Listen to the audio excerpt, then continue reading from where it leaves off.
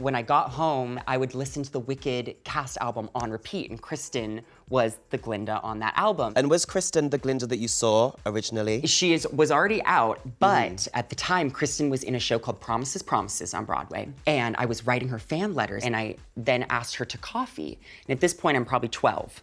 As a 12-year-old does. As a 12-year-old does. And crazy enough, I get an email that was like, Kristen has never received a better letter in her life, and no, she can't go to coffee with you, but she'd like to bring you backstage at Promises, Promises. Oh, wow. Even better. We go see the show, she brings us backstage, she's like, you're gonna sing with me one day, and you're gonna do this with your life, I already know it. After meeting her as like a 12-year-old, you know, she basically was like, go with God and do musical theater, and I will see you on the stage.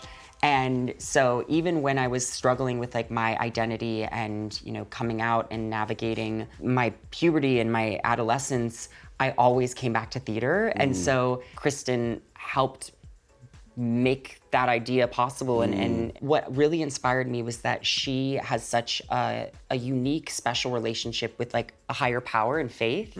She loves queer people, but she also loves church. And I grew up very religious. And so for me, she kind of was the thing that felt like I was allowed to be both and that maybe a God could love me.